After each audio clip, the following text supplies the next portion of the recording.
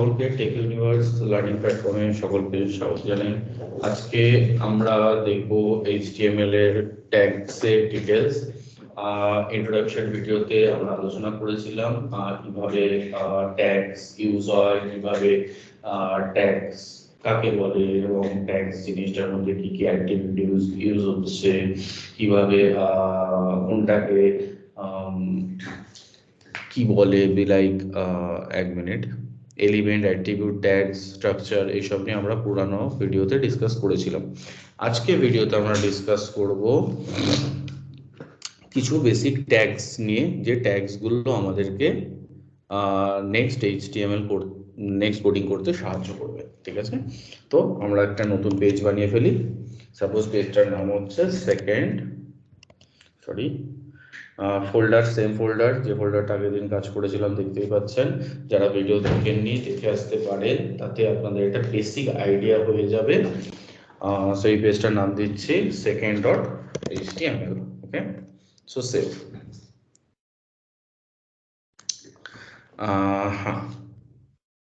Sorry,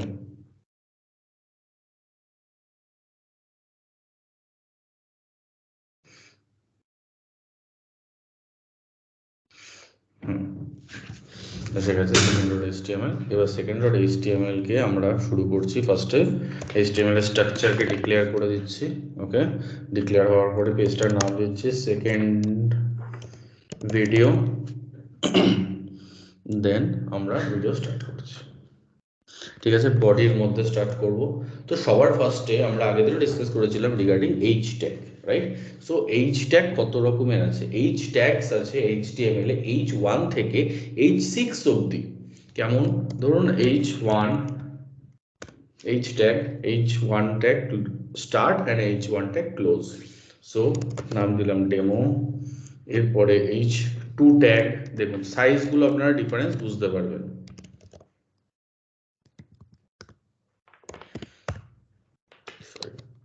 tag সবসময় open হয়, tag সবসময় ক্লোজ হয়। ঠিক আছে,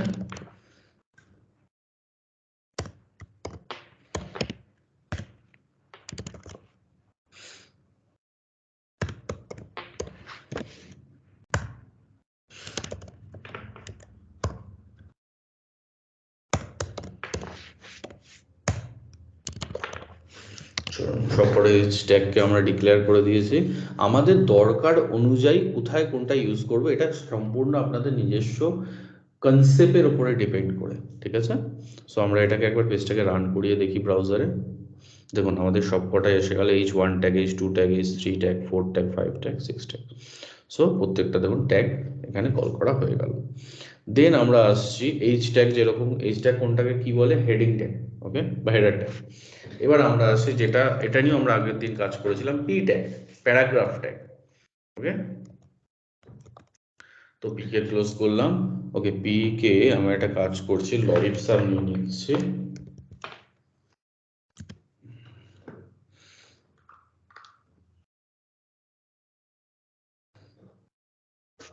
ওকে, পি ট্যাগকে পেস্ট করলাম। সো দেখে আসি প্যারাগ্রাফটাকে দেখতে কেমন লাগছে। দেখো প্যারাগ্রাফটা চলে এলো। পি ট্যাগ মানে হচ্ছে প্যারাগ্রাফ ট্যাগ। ওকে, দেন আসছি আমরা স্প্যান ট্যাগ। ক্লিয়ার? স্প্যান, এগুলো সবকটা টেক্সট ট্যাগ, মানে টেক্সটকে ডিক্লেয়ার করার জন্য, টেক্সট নাম্বার এসব ডিক্লেয়ার করার জন্য জেনারেলি ইউজ করে থাকে। স্প্যান ট্যাগের একটা বিশেষত্ব আছে স্প্যান ট্যাগের মধ্যে। ওকে ঠিক আছে, ফার্স্টে আমি এখানে রান করালাম। ওকে, তো রান করানোর সাথে সাথে আমি এখানে ব্রাউজারে দিয়ে দেখি কিরকম, কোনো ডিফারেন্স পাচ্ছি না। তাহলে বিশেষতটা কি? সাপোজ আমরা এই যে পি ট্যাগস আছে, পি ট্যাগস এর মধ্যে যদি একটা পি ট্যাগস দিই, দেখবো ওটা নেক্সট লাইনে চলে আসছে। বিকজ প্যারাগ্রাফ মানেটা কি? প্যারাগ্রাফ, একটা প্যারাগ্রাফ শেষ হলে আরেকটা প্যারাগ্রাফ শুরু হয়, ঠিক? সো এইটা হচ্ছে ইললজিক্যাল, যেটা আমি এই মুহূর্তে এখানে ডিক্লেয়ার করলাম। তো এটাকে দেখতে কেরম লাগবে? দেখো নিচে চলে এলো না? কিন্তু আমি চাইছি এর ঠিক পাশ থেকেই শুরু হবে। ঠিক আছে, কিন্তু এর পাশ থেকে তো এলো না, তো নিচে চলে গেল। তাহলে এক্ষেত্রে আমরা কি করতে পারি? এক্ষেত্রে ধরুন আমি স্প্যান ট্যাগ নিলাম, সেক্ষেত্রে আমার এই যে ভেতরে যে টেক্সটটা আছে, টেক্সটটা সেপারেটই থাকলো একটা ট্যাগস এর মধ্যে, এবং ঠিক এর এইটার শেষ হলো, এরপর থেকে লরিক্সাম শুরু হলো। দেখি তো রান করে ওরকম আসছে কিনা। দেখুন চলে এলো, এই শেষ এই শুরু, চলে এলো ঠিকের পাশে। এর জন্য আমরা স্প্যান ট্যাগকে ইউজ করে থাকি। দেন আমরা আসছি স্টাইল ট্যাগ। দেখুন বেসিক এইচটিএমএল কে বেসিক সিএসএস কে ডিক্লেয়ার করার জন্য বা সিএসএস কে ডিক্লেয়ার করার জন্যই আমরা ইউজ করে থাকি স্টাইল ট্যাগকে। এই যেমন আমি এক্ষুনি বললাম যে আমি এইটুকু লেখাকে চাই যেন আমার এর পাশেই আসে, কিন্তু আমি অন্যরকম একটু ফন্ট দিতে চাই বা অন্যরকম একটু কালার দিতে চাই, তখন কি করবো না, এই স্প্যান ট্যাগ এর ভিতরে আমি ডিক্লেয়ার করলাম স্টাইল। মনে রাখবেন স্টাইল, স্টাইল দিয়ে আমরা সবসময় সিএসএস কে ডিক্লেয়ার করে থাকি। ক্লিয়ার? সো স্টাইলের মধ্যে আমি কি দিলাম, কালার সাপোজ রেড। ওকে, তো দেখুন এইবারে কিরকম লাগছে, দেখুন এই টেক্সটটা এসে গেল না রেডে, এই জন্য স্টাইল ট্যাগকে ইউজ করলাম কালার ডিফাইন করার জন্য বা কোনো একটা স্টাইল ডিফাইন করার জন্য। কি স্প্যান ট্যাগেরও ইউজ বুঝতে পেরেছেন? দেন এবার আসছি ফরম্যাটিং। ফরম্যাটিং মানে সাপোজ ধরুন আমি এইটুকু লেখাকে করতে চাই বোল্ড, বোল্ড মানে একটু মোটা মোটা আসবে বোল্ড। সো এটাকে কি করবো, বি ট্যাগ ডিক্লেয়ার করবো, বি যেরকম আমরা ওয়ার্ডে করতাম B, same to same bold tag. ঠিক আছে, বোল্ড ট্যাগ ডিক্লেয়ার করে দিলাম। তো বোল্ড ট্যাগ দেখি তো আমাদের এসছে কিনা, দেখুন এসে গেছে বোল্ড ট্যাগ, বোল্ড ট্যাগের কাজ। দেন আমি সাপোজ চাইছি এইটুকু আমার লেখাটা একটু ইটালিকে আসুক, আমি একটু হাইলাইট করতে চাই অ্যাজ এ ইটালিক। সো আমি কি করলাম, এখানে গিয়ে একটা আই, এখানে গিয়ে আমি আই কে করে দিলাম ক্লোজ। তাহলে কি হলো না, দেখি তো আমাদের ইটালিক হয়েছে কিনা, দেখুন এই যে লেখাটা ইটালিক হয়ে গেছে। ওকে, দেন আমরা চাইছি একটু এই যে টেক্সটটা আছে এই টেক্সটটাকে আন্ডারলাইন দিতে, ঠিক সেম যেরকম আমরা ওয়ার্ডে করেছিলাম, ঠিক সেম। কি করলাম, আন্ডারলাইন দিয়ে দিলাম, দেখি তো এটা এসছে কিনা, রিফ্লেকশনে এসে গেছে। ওকে, সো আমাদের ফরম্যাটিং জিনিসটা কি আপনারা বুঝতে পেরেছেন।